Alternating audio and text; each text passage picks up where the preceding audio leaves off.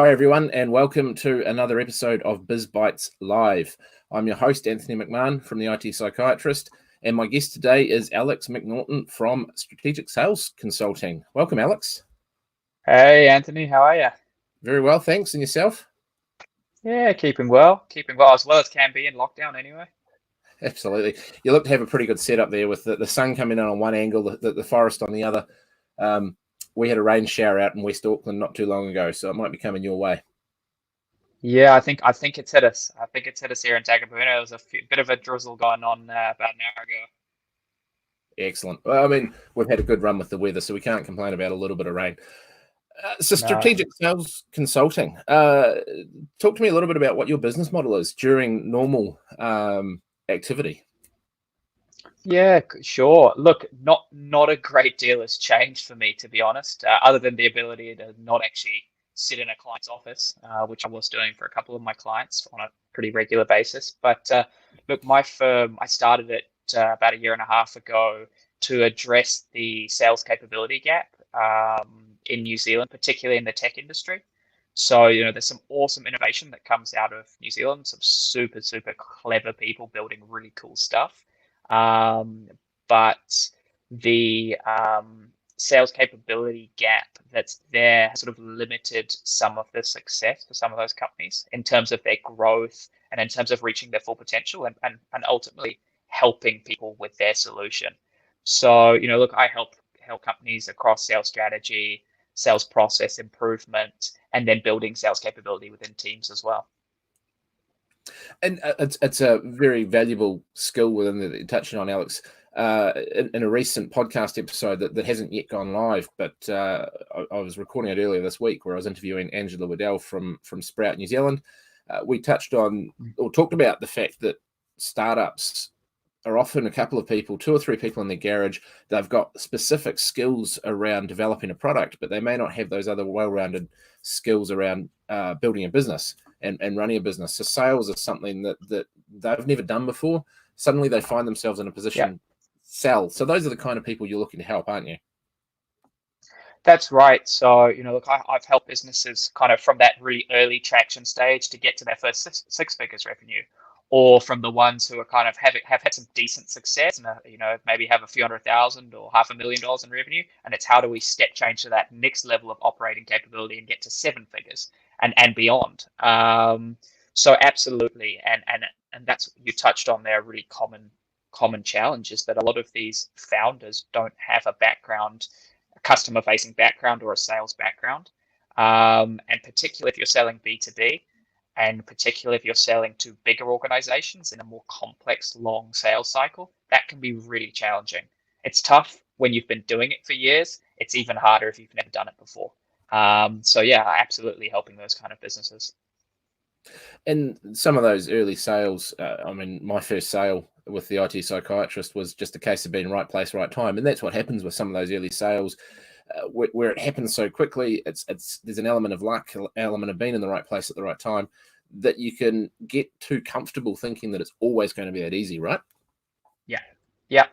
And I've seen this play out, and I'll paint the picture. I won't use the company name, but I'll paint the picture of what it can look like if that goes on too long.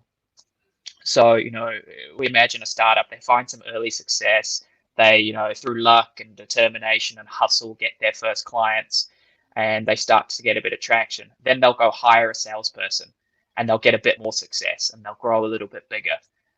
So they'll think, okay, let's double down on that. Let's hire another salesperson. So they'll do that and they'll keep going and keep going. But what they'll see is their per rep efficiency for those salespeople suddenly just goes down and down and down because there's no cohesive strategy and there's nothing that was put in the early stages in terms of fundamental sales operational capability to enable success at scale. So it's really crucial to get that right. Otherwise, you're going to end up with a team of salespeople who are just doing really, really rubbish numbers per rep, and your kind of efficiency just goes down massively. So I've seen that with a lot of companies at kind of various stages in their journey, and that's what I try and help other companies avoid or remedy if they're already in that state.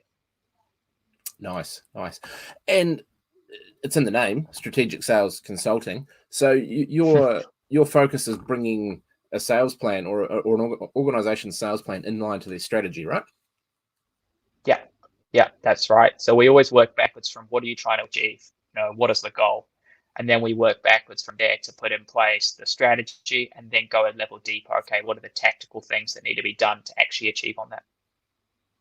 And that's certainly where I've enjoyed the conversations we've had previously to date, because my focus with the IT psychiatrist is very similar, not from a sales perspective, but from technology enablement and technology planning, is making sure that my clients and the customers I work with take their technology plan and align it to their strategic business goals, but also to their other strategic plans. So if they've got a sales plan, if they've got a marketing plan, how can technology enable that? What systems can they use that will enable that as well? Absolutely. And that's all part of it, right? Sales operations isn't just the strategy and the people and the processes. It's actually also the technology that brings that together. So you'll understand, the CRM, what email automation you're using, and what are the other technology pieces, the glue that makes everything else work together smoothly. And that's something that certainly can't be overlooked by any business, is that you can't isolate elements of the plan. They've just got it. They actually have a value chain, and they have to interlock if you want them to be effective. Yeah, absolutely. And every function in a business, whether you're a 2 or 3 man team or a big business, 100, 200, 1,000 staff, every function needs to work in synergy with the other functions for success to happen. So how about sales, the relationship between sales and marketing? Do you feel with the companies you work with that it's understood what that relationship and what those distinctions are? Or are you finding that there's a little bit of work up front to do to link a marketing plan and a sales plan together? Yeah, that's such a good question. And I've had this conversation with like virtual CMOs and marketers before, as well as tech companies and founders. And I guess I see a few kinds of scenarios. One where businesses and founders kind of look at sales and marketing as the same thing, and they just put it all into this one bucket.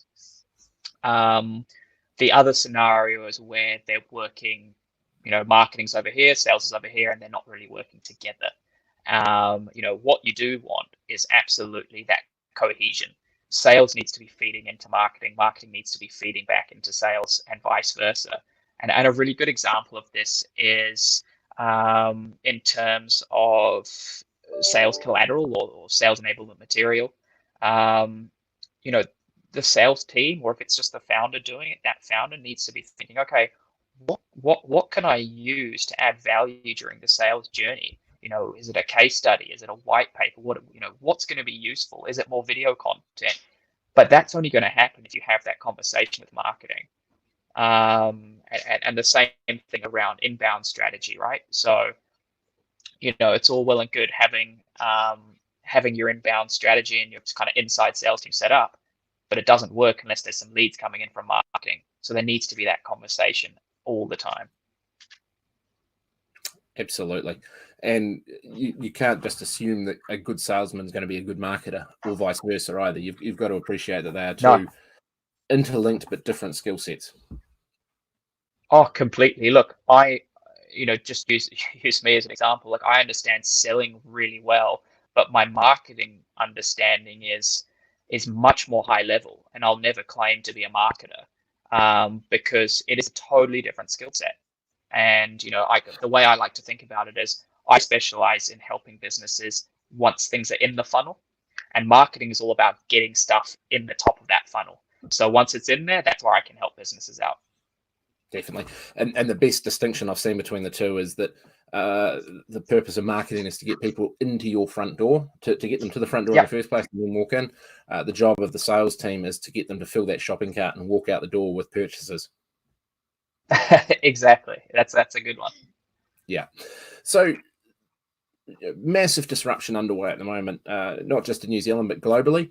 Obviously, we're recording this during the national New Zealand lockdown period.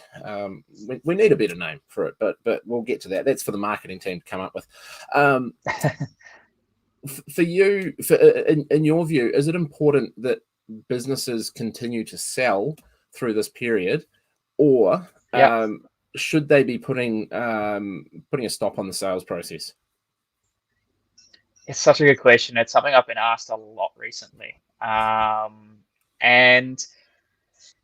the way that I think is the best way to think about this is if you have something right now, whether it's a product or a service that can genuinely help people, then you're ethically obligated to do that and help as many people as you can. And the only way you can really do that, unless you just give away everything for free, which is not realistic for 99.9% of businesses out there, is to keep selling and to keep speaking to your customers and to do everything you can to get in front of them. Now, what I will say is you can't be doing it in the same way you were in January and February. You've got to think about and be a bit smarter with your approach and more empathetic with your approach, because a lot of people's worlds have been turned upside down by this whole situation. Absolutely, and not just their worlds, but their cash flow, their income streams, everything. It's just everything's interrelated, and it's what we're seeing. Even if you're not an economics student, you're learning a lot about the economy. Yeah. So what would you say? 3 tips for anyone that you're working with at the moment, in terms of how they can adjust their sales process to fit the current climate and probably the next 2 to 3 quarters where the economy is going to be flattened as a result. Yeah, sure. I'll just back it up and just explain what I think most businesses are thinking about right now. I'd love to get your feedback on that, and then I'll get into the tips because they're all kind of interrelated. So what I'm seeing, and please feel free to feed into this, but I'm seeing most people, business owners, execs, or even just families, right? People are reducing discretionary spending. So it's what can we stop paying for immediately to reduce our costs in the short term? And we were speaking about this earlier, right? I'm not paying for my shared office space right now. I cancelled that immediately because why would I? I can't. I'm not there. I'm not able to use it. The second thing that I'd say most business owners and execs and people in general are thinking about is how can we reduce the cost of the essential things that we do still need? So in other words, what can we do to extend our business runway by reducing our current spend on those essential items? And maybe that's negotiating with current providers, or maybe that's looking elsewhere. And a really simple example of that is, you're going to the supermarket right now, and I think a lot of people, rather than buying the premium products, are probably going home brand to save a little bit of extra money. And then I guess the third thing there is reducing downside risk. So, what can we do to reduce our exposure to the market as much as possible right now in the short term, but also thinking about the future of our businesses as well. And I guess the last thing, which kind of is the summary of all of the above, is everyone's doing what everyone else is doing. The natural human instinct is just to kind of follow. So there's that comfort in numbers. So I'd say those are probably the things I'm seeing. I don't know. Would you add anything there? I'd probably add in there one thing that's been a theme through some of the other conversations I've been having in the last week and a half, is the need to communicate in an open and transparent way with customers, upstream and downstream, customers and suppliers. We're all in it together, and you can very easily go into a siloed view where all the impacts are bad and I'm going to shut down, or I'm not shut down literally, but figuratively, and we're not going to talk to anyone about the problems. When actually, when you're in business, it's important to communicate. It's important because plans and sales plans and everything can be adjusted to fit the needs of a client or a lead at any given time, right? That's a really good point. I think communication is something that most people are doing quite well at the moment. I'd say is a lot of people are communicating, and looking for ways to connect through like this or in other ways. So yeah, that's been good to see actually. And then back to your original question around what are the things that you can do right now to actually improve your your success, I guess, in the market, if in selling your product or service. I think step one, you need to be looking at how you're speaking to the market. So look at your message, assess your message. It's like what you are doing in a growth market is likely not going to be working right now. So think about what sort of language you're using to describe your product or service. Is it a nice to have or a must have? Or a nice analogy is it a vitamin or a supplement or a painkiller? And then also look at how you're pricing.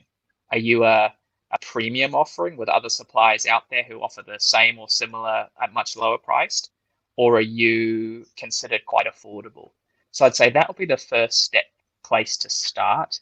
Then from there, what you're going to want to do is, try and amplify that messaging. So adapt it. And look at a nice way to frame this is what can you do to help your customers and your potential customers through the rough waters right now that we're all in. So step one, reduce any kind of language that signals are nice to have. Don't talk about growth and 12-month plans and all the rest of it. Focus your messaging more on things like cost reduction or extending runways or risk mitigation. And also think about your time frames that you're talking about, shorten them, because I think people are much more, 1 month, 2 month focused right now than they are 12 months, 24 months focused. And then also look at your pricing too. Yeah, and think about reevaluating. Would you say? Sorry, you were going to say something? Yeah, I sorry, just going to jump in there. Would you say that it's critical in looking at that, or not critical? Critical is probably the wrong word. That it's necessary to consider a tiered pricing model for the same product at the moment? Look, that's going quite deep in terms of the mechanics of pricing. It really does depend on what your solution is and who your customer is. All I'd say is on that is try and keep things simple. And I'm about to touch on this in terms of how you price. Be as simple and trying to transparent as you can be. Negotiations back and forth right now are just not, that just adds friction to the process. So as simple and transparent as you can be is probably my best advice there. Nice. And I think that's two elements of advice that are critical for any time of the year, open and transparent around what people are getting for their money and the value behind it as well. It's easy to fall back into the old habits of, well, this is just what the price is and go with it. But if you're transparent and honest, people can understand it a lot more. Yeah, exactly. Absolutely. And look, beyond that whole messaging piece, then I'd say key things to think about are, touched on transparency there. Basically, just try and reduce any kind of barrier to doing business with you as much as you can. So even things like, and I see this quite often with clients, is that their original kind of terms and conditions and contracts are quite cumbersome. And they're not designed with the customer in mind. They're all about protecting you, but they actually don't consider what's good for the customer. And you've got to find a balance there because of course you've got to protect your own business, but you've got to find a balance there and think about taking out or changing clauses that are clearly just barriers and going to slow things down. And then make negotiating simple. Look, there's often negotiating in business unless you have a really standardized offer, but make it simple. And a nice way to think about it is just be open about what is important to you in terms of your levers of discounting. So the really common ones are, length of commitment, timing of the deal, timing of payment, those kind of things. Be really open and honest about that, and just, rather than, $1,000, no, I'll do it for 500, no, 750, because that's not productive. Just try and have that conversation in a more structured and an open way. And it's not quite the same example as to where you're going, but in terms of the terms and conditions, like you say, and the languaging about it, it was a real world scenario I had yesterday where had to pop out to the supermarket and pop out sort of once upon a time. That was literally get in the car, go, come home, to grab some essential items yesterday. And while I was standing in queue waiting to my pop out to the supermarket, I happened to be reading the terms and conditions for parking in the supermarket car park. And that whole, it was an A3 billboard. The print would have probably been about size 12, 12-point font on a large billboard, and it was nailed or screwed to a wall where hardly any people would see it, and it was low down, so it was hard to see and hard to define. And this is how long I was in the supermarket car park for. I was able to read through the terms in the car park, and at no point did it have the customer in there. It talked about it was basically covering all liability of the supermarket and indemnifying them of anything, but it didn't think about the customer perspective. It didn't have the old sign of parking at this car park at your own risk kind of thing in big bold font, which most people would understand anyway. And, like I say, it's not quite the same comparison, but it does tie into what you're talking about. It's transparency again. It's honesty. It's having something at knee height and very small print is not honest and transparent. No. And things like that will slow down a deal. I remember I was working for an American software company a few years ago, and it would have been about 3-4 years ago now, and had been working on a specific deal for about 12 months. And then the contract negotiations took another 3 or 4 months on top of that because of little clauses throughout the contract that just slowed the deal down, and lawyers get involved, and it's frustrating. And stuff like that can be avoided or at least mitigated to a point by just being a bit more thoughtful about your terms and conditions. So I'd always say to business owners and founders or sales directors and so on, yes, your lawyer will put together a contract for you, but go over it and have a look through and try and think about it from the customer perspective and think about how you can still protect yourself, but position things in a nicer way and a better way.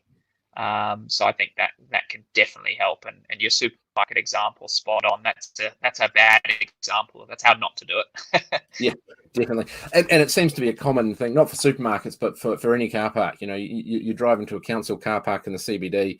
There's terms and conditions for parking there. No one reads them because no one's got time to read them. But no one wants to read them either. People just want to, from a customer perspective, you just want to get in, park your car, come back to that car in the same condition it was when you left it, and leave. You're not going to spend a vast amount of time reading the conditions of entry at the same time. No, exactly. And then just bring it back to your original question. I think the final thing that's really useful for, if you're still, if you're trying to sell right now, is just be a bit more understanding and empathetic towards people. And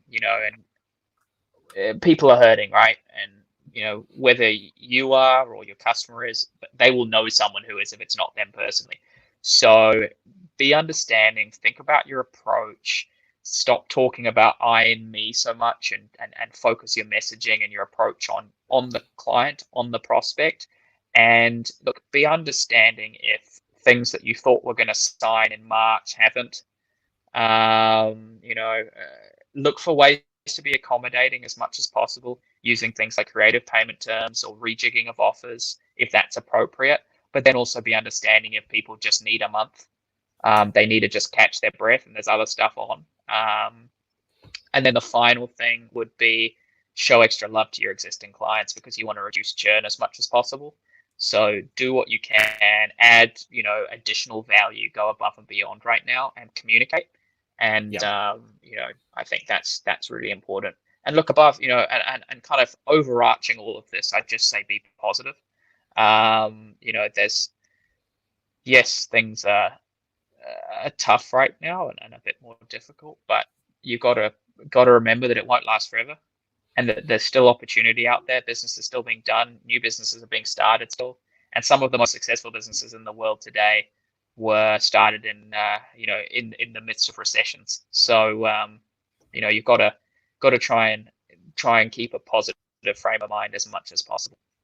Absolutely. I think on your point there, I saw an infographic the other day of some of the businesses that are thriving today that were started in the GFC in 2008, and I can't remember all of them that were on there, but Slack, the collaboration communication channel, is one of them. Its genesis was in the GFC. Yep. Oh, look, there were many. I think Airbnb was one of them. Uber, I believe, was as well. McDonald's was started in one of the worst economic times. So look, there's always opportunity, and there's always the silver lining. Absolutely, it's ultimately it's going to come down to the companies that have identified a problem that can be solved, or a customer need to fulfill, and are able to solve that problem or fulfill that need. They're the ones that are going to be successful. So I guess the guidance I'll give to anyone there who's thinking this is my chance to shine is don't just expect everything will be fine because other companies have been successful.